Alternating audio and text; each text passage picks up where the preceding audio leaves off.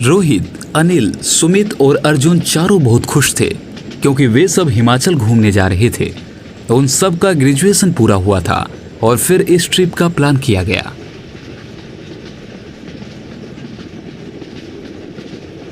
भाई मैंने तो कुछ गर्म कपड़े ले लिए हैं, वहां बहुत ठंडी पड़ती है। यार वहां किसी शिमली को मैं दिल ना दे बैठूं।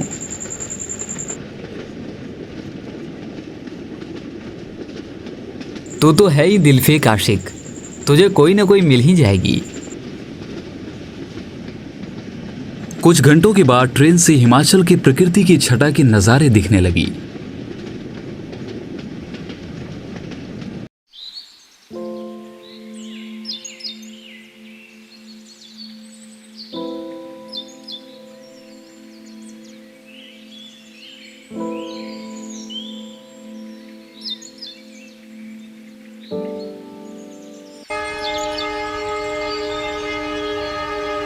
फिर वो सब शिमला पहुंचे।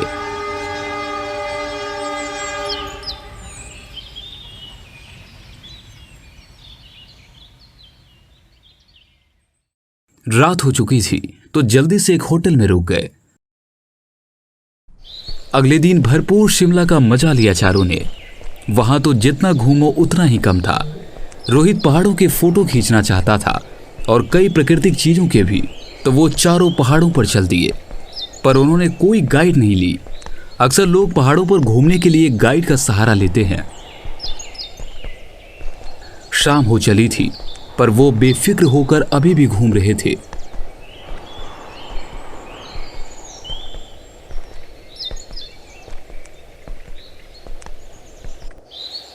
पहाड़ पर घूमते हुए वो एक छोटे से गांव के ऊपर थे जिसमें 10-12 घर थे।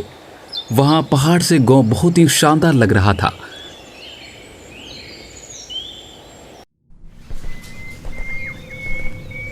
पास ही एक छोटा पेड़ों का जंगल था। वो चारों उस ओर बढ़ चले।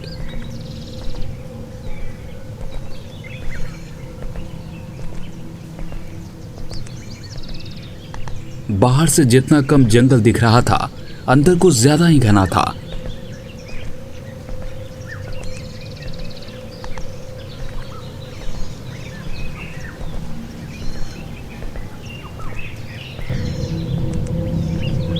फिर उन्हें एक काला एवं बहुत ही पुराना एक घर दिखा।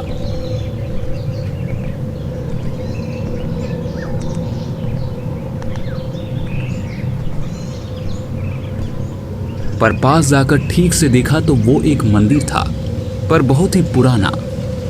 उस पर कुछ अच्छी कलाकृति बनी हुई थी, पर अंदर तक एकदम सन्नाटा, एकदम गंदा एवं झाड़ियों से घिरा हुआ था, मानो 100 साल पहले इसे खोला गया था।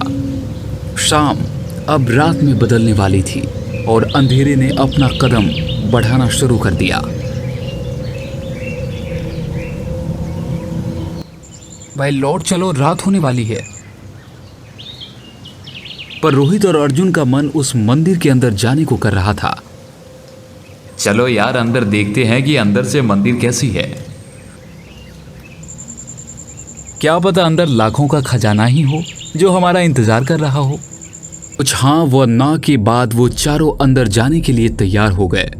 मोबाइल के फ्लैश टॉर्च को जलाकर देखा तो वहां बड़ी दुर्गा माता मंदिर लिखा हुआ था और मंदिर का छोटा दरवाजा एक ताला से बंद था जिस पर एक पोटली बंधी हुई थी और एक बड़ा त्रिशूल बांधा गया था, मानो कोई जादू टोना किया गया हो। पर किसी मंदिर में कोई जादू टोना या सामान कैसे हो सकता है?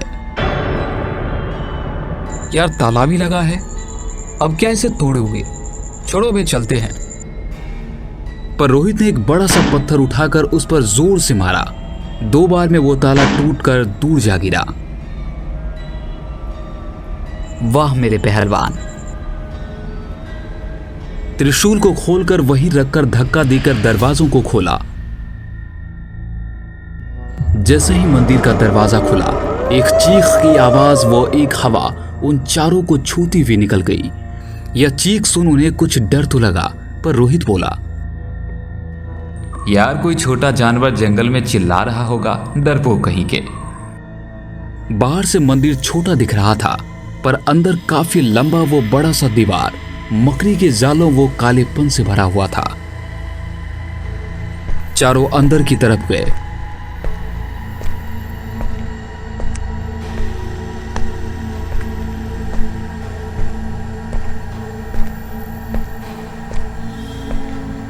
दीवारों पर मोबाइल की टॉर्च से देखा तो वहां के दृश्य भयंकर थे, मानो किसी ने खून से देवी देवताओं का अपमान किया हो। ऐसा दृश्य उन्होंने कभी नहीं देखा था। वहां ओम, जो कि हिंदू धर्म का एक पवित्र चिन्ह है, उसे उल्टा लिखा हुआ था और उसे काटा गया था, और एक देवता का सिर कटा हुआ था और एक देवी के अंतड़ियों को कटकर नीचे गिरते हुए दिखाया गया था, मानो किसी ने इसे अभी अभी खून से बनाया। वो इतनी अच्छी तरह से बना हुआ था कि एक बार देखकर ही समझ में आ सकता था कि वहां देवी देवताओं का अपमान किया गया था। किस कुत्ते ने यह बनाया होगा साला? पता नहीं, कोई पगलाया होगा।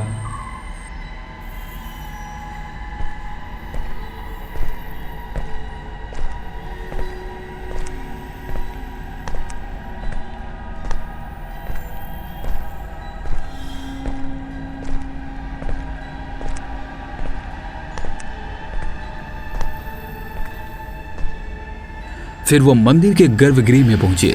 वहां का दृश्य तो और भी भयानक था। वहां चारों तरफ कई हड्डियां रखी हुई थी और मूर्ति के स्थान पर एक शरीर की हड्डियों का ढांचा लटकाया गया था और उसकी पूजा की गई थी। और वहीं पास में एक काले साया को देवता को खाते हुए बनाया गया था। यह सब देखकर लग रहा था कि यह कोई मंदिर नहीं, मानो बुरी शैतानों का घर हो। पर बाहर तो बड़ी दुर्गा माता मंदिर लिखा था, पर अंदर ऐसा क्यों? उन चारों को कुछ समझ नहीं आ रहा था। फिर अचानक वो जगह एक भयानक आवाज से गूंज उठा और चारों ओर से कई चमगादड़ उड़ने लगे। अब यहां रुकना ठीक नहीं था। वो बाहर निकलने लगे।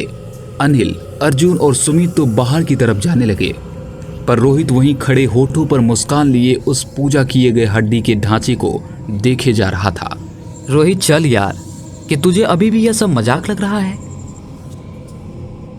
पर वो टस से मस नहीं हुआ, केवल उसे घूरे जा रहा था। अनिल ने उसका हाथ पकड़कर उसे खींचा। रोहित ने गुस्से से अनिल को देखा और आंख लाल करते हुए उसे धक्का मार दिया और फिर उसे घूरने लगा। ठीक है, तू मर यहां पे। इतना कहा ही था कि रोहित वहीं बेहोश होकर गिर पड़ा। यह देख वो तीनों घबरा गए। उसके मुंह पर पानी के छींटे मारे, फिर भी वो नहीं उठा। उसे उठाकर तीनों बाहर आने लगे।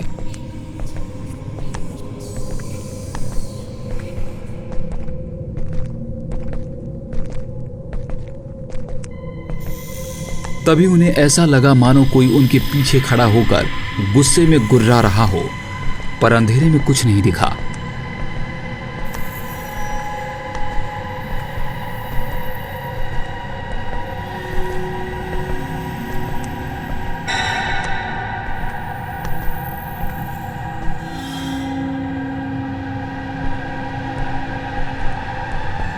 अचानक किसी ने अर्जुन को पैरों से पकड़कर खींचा और मुंह के बल गिर पड़ा और पीछे की तरफ खींचा चला गया। अर्जुन डर के मारे चिल्लाने लगा और फिर जल्दी से उठकर भागा।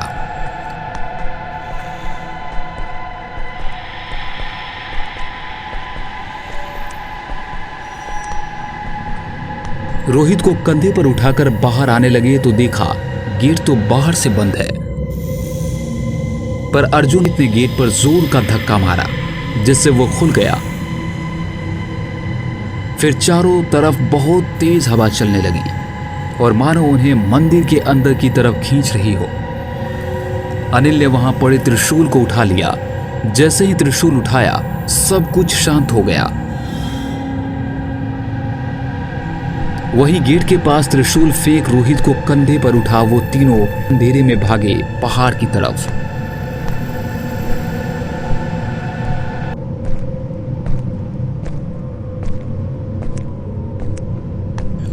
अचानक रोहित को होश आ गया। यह देख उनकी जान में जान आई। होश में आते ही रोहित भारी आवाज में बोला, हम वहां से क्यों चले आए? साले तुमको फिर जाना है क्या? चूतिया एक हवा से ही बेहोश हो गए और चले गए। और क्यों चले आए? एक हंसी की छटा बिखरी सबके चेहरे पर। रात हो चुकी थी। मोबाइल की घड़ी में 7:30 हो रहे थे। अंधेरा का घेरा कुछ ज्यादा ही बढ़ गया था, पर फिर भी वो चारों पहाड़ पर बिना किसी दिशा देखे चल पड़े। सबसे खराब बात यह थी कि उनमें से किसी के मोबाइल में नेटवर्क नहीं था। यहां पहाड़ पर नेटवर्क कहां? नेटवर्क हो तो पुलिस को तो फोन किया ही जा सकता था। और एक अजीब सा डर उनके अंदर सा आ गया था। और ना जाने बीच बीच में रोहित अजीब हरकत कर रहा था। कभी कहता, चलो उस मंदिर में चलें। कभी कहता, हम सब मारे जाएंगे। तुम सबके मांस का स्वाद बहुत अच्छा होगा। उनकी ये बातें मजाकिया भी लगती और डरावनी भी, पर उन्हें ज्यादातर मजाक ही लगा। उस अंधेरी रात में वो चारों पहाड़ों पर बढ़ने लगे।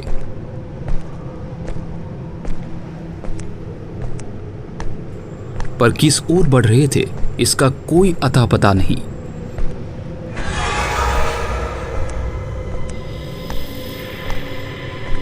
उनको हर समय यह लगता मानो उनके साथ कोई और भी पीछे पीछे चल रहा है, पर वहां हवा के अलावा और कुछ नहीं होता।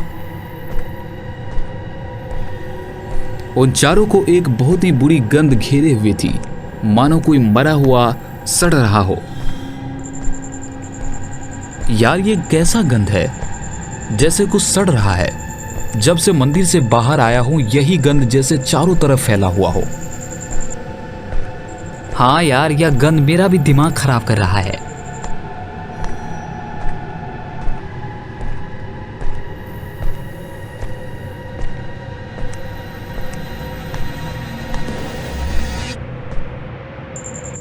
अरे वो देखो, आग जल रही है और लालटेन लटकी हुई है। वहां नीचे कुछ घर के जैसे लग रहा है। यह देख उनकी जान में जान आई। किसी तरह वो चारों नीचे उतरे।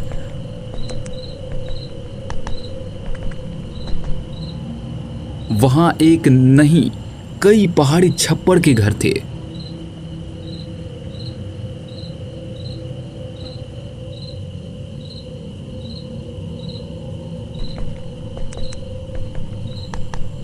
वो जैसे ही वहां पहुंचे तो देखा कई लोग आग जलाकर बाहर बैठे हुए थे। वहां के लोग उन्हें अजनबी की तरह देखने लगे। पर एक आदमी उठकर बोला, बेटे तुम सब यहाँ कैसे?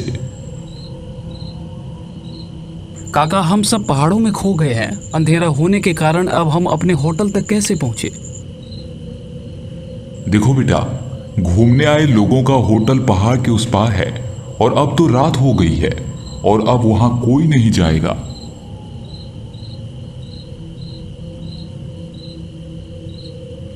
आज रात यहीं हमारे पास ही ठहर जाओ। कल सुबह मेरे लड़के विकास के साथ चले जाना।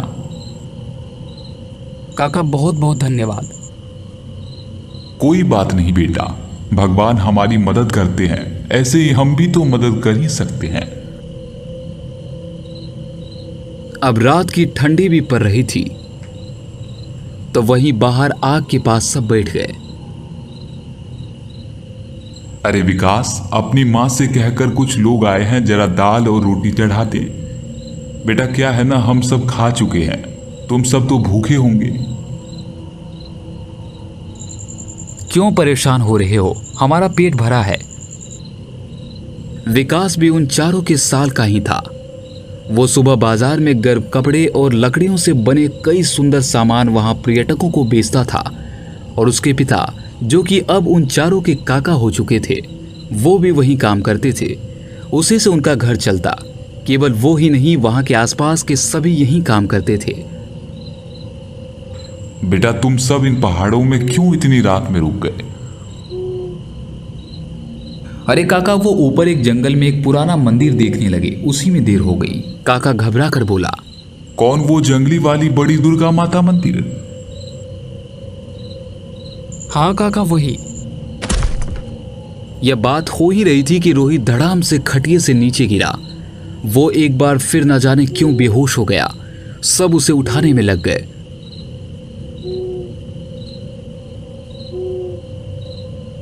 उसे उठाकर फिर खटिये पर लेटाया। उसका पूरा शरीर बर्फ की तरह ठंडा था, मानो उसके अंदर जान ही ना हो। शायद इसे बुखार हो गया है। शाम से यह दूसरी बार बेहोश हुआ है।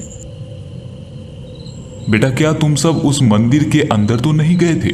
वो जगह बहुत ही खतरनाक है। अरे नहीं काका, हम तो केवल उसे देखने गए थे, देखकर चले आए। अच्छा किया। पर वो मंदिर खतरनाक क्यों है? वो अशुभ जगह है, सब ऐसा मानते हैं और वहां कोई नहीं जाता। तभी रोहित अचानक भयानक आवाज में चिल्ला उठा और छटपटाने लगा। सुमित और अनिल ने उसे पकड़ा। वो न जाने कैसे कैसे आवाजें निकालकर कुछ कह रहा था। फिर अचानक ठीक हो गया, मानो उसे कुछ हुआ ही नहीं हो। तुम सब मुझे घूर क्यों रहे हो? क्या हुआ? नौटंकी साला, अभी तो बेहोश हुआ था और वो बोल रहा है क्या हुआ? रोहित फिर से एकदम ठीक था। यह देख अनिल कुछ नहीं बोला, पर उसे यह लग रहा था कि कुछ तो गड़बड़ है।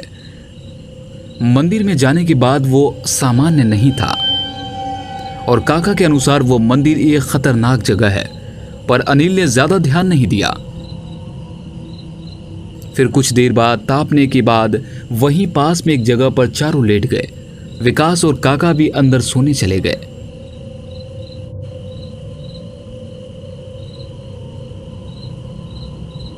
सुमित, कभी ऐसा सोचा था कि हम यहाँ ऐसे सोएंगे? ऐसे अच्छे लोग अब कहाँ भाई, इस जालिम दुनिया में। जिंदगी में फिर कभी शिमला आऊंगा तो यहाँ काका से मिलने जरूर आऊंगा। हाँ यार। पहाड़ों पर घूमने की वजह से वो सब थक चुके थे, तो लेटते ही नींद ने उन्हें अपने आगोश में ले लिया और शीतल रात उन्हें अपने सपने में ले गई। सुमित की नींद खुली। उसने मोबाइल में देखा तो सुबह के 4:30 बजने वाले थे। उसे बाथरूम जाना था। वो उठकर बाहर आया।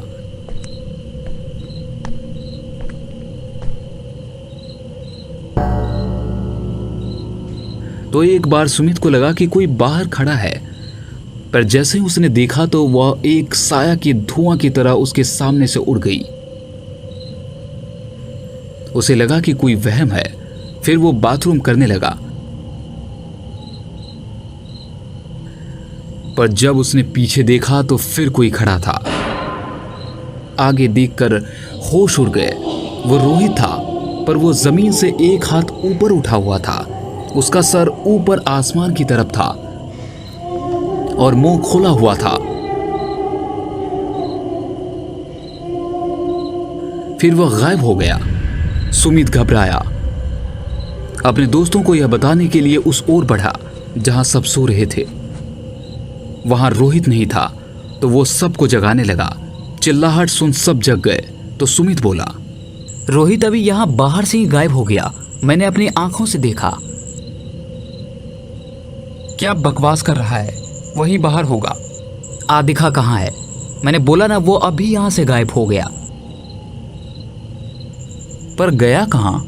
ये रोहित की नौटंकी भी ना। क्या हुआ बेटे, इतने परेशान क्यों हो? हमारा नौटंकी बाज रोहित गायब है और ये सुमित कह रहा है कि वो गायब हो गया। देखो यही कहीं आसपास होगा। सब अपना सामान उठाओ, मुझे पता है वो कहाँ है। जल्दी करो, मैं जहां जा रहा हूं वो वही है। सब जाने को तैयार हो गए। काका को धन्यवाद का उसी सुबह वो एक बार फिर पहाड़ के ऊपर जाने लगे।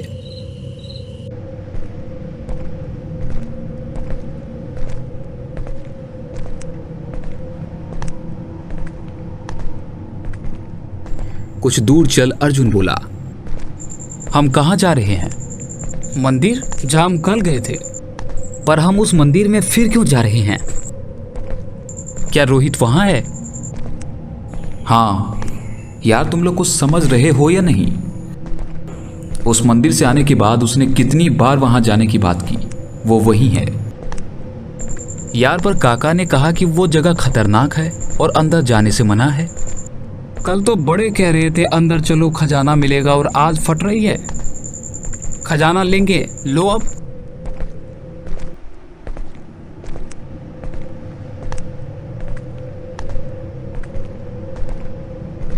कुछ देर पहाड़ पर इधर उधर चलने के बाद आखिर उन्हें वो जंगल मिल ही गया।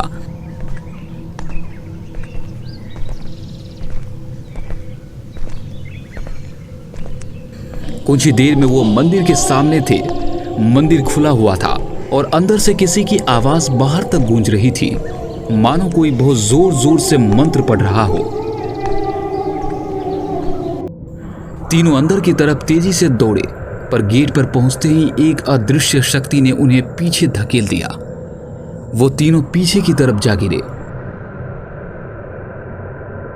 फिर अंदर से एक अदृश्य सी हवा ने चारों तरफ से उन्हें घेर लिया।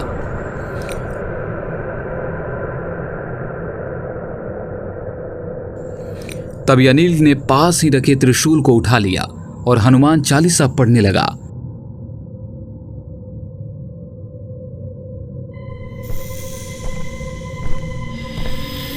और अंदर के और मंदिर के अंदर बढ़े।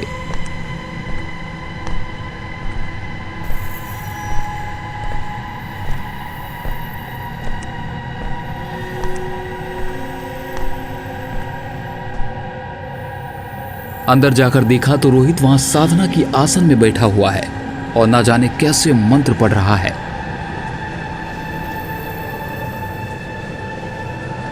रोहित उठ वहां से और बाहर चल।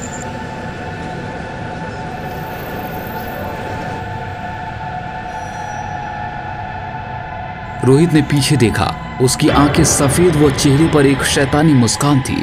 फिर बोला, तुम सब मेरा पीछा करते हुए आ ही गए।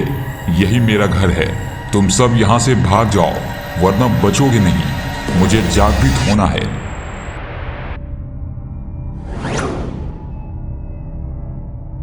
अनिल ने आगे टंगे कंकाल पर वो त्रिशूल फेंका।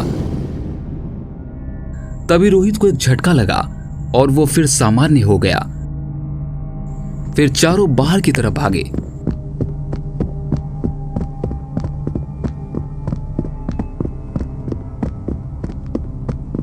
बाहर आकर फिर तुरंत मंदिर के दरवाजे को बंद किया और नीचे पड़े पोटले को बांध दिया। बाहर उस पहाड़ के रहने वाले कुछ लोग आ चुके थे और उन्हें देखकर बोले, बेटा तुमने यह दरवाजा क्यों खोला? अंदर कुछ हुआ तो नहीं? वहां के गांव वाले उस दरवाजे को बंद करने में लग गए और वो चारों दोस्त फिर होटल आ गए। होटल आके उन्होंने राहत की सांस ली। आते वक्त विकास भी उनके साथ आया था, तो उससे पूछने पर कि मंदिर के बारे में लोग इतने भयभीत क्यों है, तो उसने बताया, मुझे ज्यादा नहीं पता, पर कहते हैं उस मंदिर में जाने के बाद आदमी पागल हो जाता है और वहां आत्मा रहती है।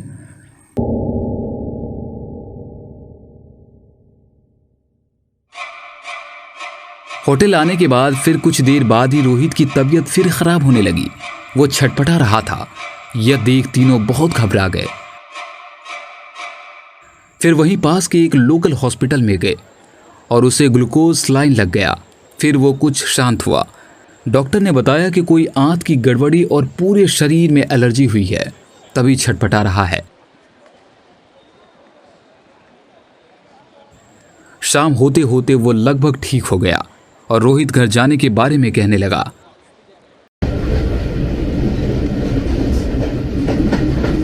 और ट्रेन में भी वो अजीबो हरकतें कर रहा था।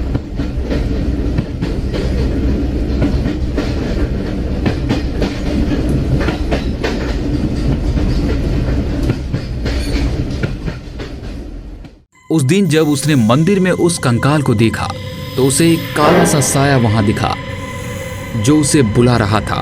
और रोहित उस आत्मा को मंदिर के हर कोने में देखा। वहां उस आत्मा के अलावा कई और साया थी जिसे केवल रोहित ने ही देखा था। उन्हीं में से एक आत्मा ने उस पर कब्जा किया था। घर आने के बाद वो उसके अंदर था।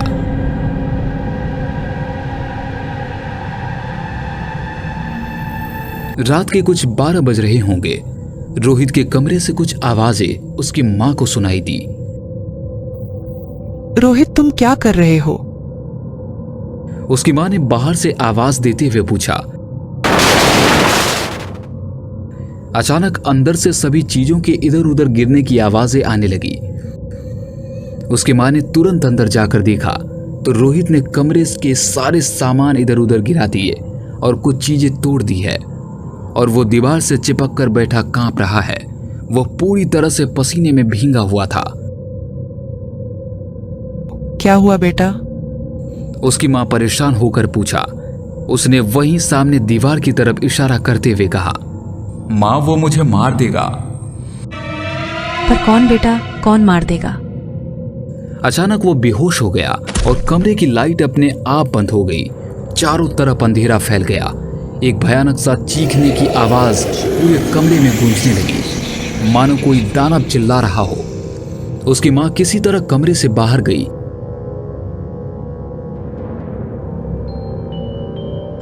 और फिर चार्जर बत्ती लेकर आई तो अंदर का नजारा देख वो हिल सी गई। अंदर आकर देखा तो रोहित कमरे के ऊपर दीवार पर उल्टा होकर भयानक हंसी हंसते हुए उकड़ू मार कर बैठा है। यह देख उसकी मां रोने लगी और चिल्लाते हुए बोली, ऐसा क्यों कर रहा है? तभी पीछे से उसकी मां को एक धक्का लगा और उसका सिर वहीं टेबल से टकरा गया और वो वहीं बेहोश हो गई। और रोहित भयंकर आवाज में बोला, मैं अब आजाद हूं, शैतान तेरा भोग मैं लगाऊंगा। आवाज सुनकर पास ही कमरे में सोया रोहित का छोटा भाई अमित वहां आया। मां को नीचे गिरा देख वो उन्हें उठाने लगा। तभी उसने देखा उसके बड़े भाई का चेहरा भयंकर वो अजीब सा हो गया है और वो उसे ही घूर रहा है। वो चिल्लाते हुए कमरे से बाहर हनुमान चालीसा पढ़ते हुए भागा। तभी अचानक वो नीचे गिरा और वहीं जम सा गया, मानो किसी ने उसे पकड़ सा लिया हो। फिर रोहित उसकी तरफ बढ़ने लगा।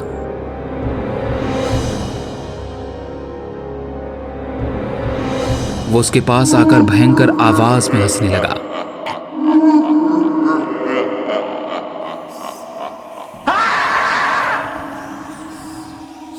उसे यह नहीं पता था कि उसका बड़ा भाई अब भाई नहीं, एक शैतानी आत्मा का शरीर बन चुका था।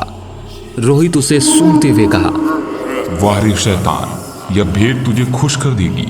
वो अमित को पकड़कर वहीं पास ही बांध दिया और न जाने क्या मंत्र पढ़ने लगा और किचन से चक्कू लाकर वहीं बैठ गया। फिर न जाने कहां से कई सारे हड्डियां भी वो सिर घुमा घुमा कर मंत्र पढ़ने लगा। अमित चिल्लाए जा रहा था और शायद उसकी आवाज किसी के कानों में नहीं जा रही थी। फिर रोहित बोला, शैतान यह भेंट स्वीकार कर। यह कहकर उसने अमित का गला काट दिया।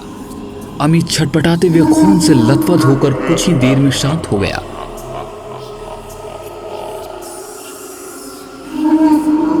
यह देख रोहित हंसे जा रहा था, या कहें उसके अंदर समाये शैतान की आत्मा हंस रहा था। फिर वो बोला, मैं तुम्हारे पास आ रहा हूं और भेंट के लिए। फिर वो न जाने क्या बड़बड़ाते हुए बाहर निकल गया।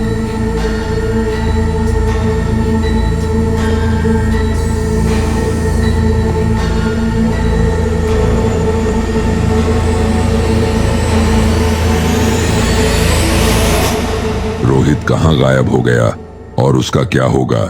क्या उसके फैमिली के लोग उसे ढूंढ पाएगा? अगर आप लोग जानना चाहते हैं कि आगे क्या होगा तो हमारे चैनल को सब्सक्राइब करें और वीडियो को लाइक करें।